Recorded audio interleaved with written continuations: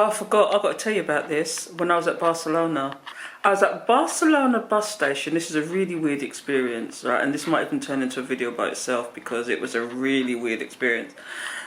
They say that in Barcelona there's a lot. No, every time I rise, we do it for the love and I do it for the likes. Do it for the love and I do it for the likes. Do it for the love and I do it for the likes. Do it for the love and I do it for the likes. Make them know. There's a lot of and you don't even know your pickpocket till it's too late because they're that good, right? And what I noticed was, and I'm going to be purely biased now, there was a lot of Africans in the bus station because you can sit inside or outside and they look really shifty. There was this one guy in particular, no, there was two guys in particular. I went inside and sat down waiting for the coach, right? And he made me feel really uncomfortable because he kept looking round at me. He kept walking past me. And I thought, I wonder if this is one big thief. Is this a thief? I don't know. He looked like a thief. Bruh. And I shouldn't stereotype. I really shouldn't stereotype. But I'm telling you, it was really shifty what he was doing. He kept walking past me, kept looking at me. Like, my bag, which is over there, you can tell immediately because it's got the sign. It's Michael Kors. It's a Michael Kors bag. That bag there is a Michael Kors bag, right? That's what I had around me as a cross bag. I treated myself when I went to Oxford Street when I went to with my granddaughter. But anyway, that's a Michael Kors. So immediately, I was wearing Michael Kors. My watch is the Fitbit, which is a Fitbit Versa, which is like £200 worth of watch. And I'm panicking now. So I got up with my bags, had it close to me, and went and sat outside. Who told me to go and do that? So I noticed when I went to sit outside, and I was well, first of all, I was standing outside where the coach is because it still had half an hour to go. So the coachman must have been going for his break. So he locked the coach and he came out. So I was standing there talking to not talking to other tourists was walking around their suitcases. So I was laughing at them and they giggling at me because they're Spanish, but I'm English, but it was kind of like a universal thing. They were fed up of standing there waiting, so they was walking around the suitcases to stretch their legs because they were standing there waiting.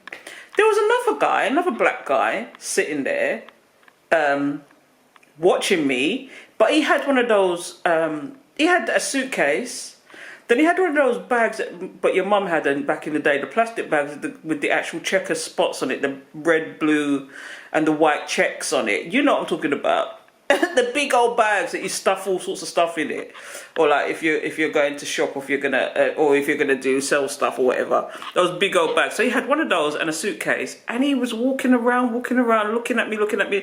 I don't know whether it's because it's an English black girl by herself, or if it's he was looking for something to teeth, and these people can clock things. I don't know, but. Again, he made me feel because he kept walking past me, kept looking at me, kept walking past me. My bag was so close to my chest, it was unbelievable. I just wanted to mention this because basically it was an experience, but people kept telling me, be careful of the pickpockets in Barcelona. Barcelona in particular, I must be careful about the actual pickpockets. And me and my sister went to Barcelona before. We went to Salou Festival, but we went to Barcelona for the day. And that's exactly what the tourist guide said as well, what we had with us. We had like a guided tour type thing when we was there in Barcelona last time. And exactly what they said, be careful with your bags because there's a lot of pickpockets in Barcelona. So I was maybe it's because I was really sensitive and really wary to it that I thought, you know, be careful, Val, be sensible. So I had my bag, I had my purse. I only took out the cash that I needed and put it in the crossbody bag, which is the Michael Kors bag. And I only put in what I needed. So if anything disappears, that's it. I only put in there what I needed. And then the purse is stuffed down the bottom of my rucksack, which is on my back, that you can't get to it because it's stuffed so far down my bag that, you know, you have to be cutting out that bag to get to my purse. Cut out the whole bag. And everything drop out for that purse for you to get to that purse. So that's what I did. So they looked really shifty. And it made me really sensitive to actually having my bag close to my chest and all this kind of nonsense. And I shouldn't have to feel like that. But they looked really shifty.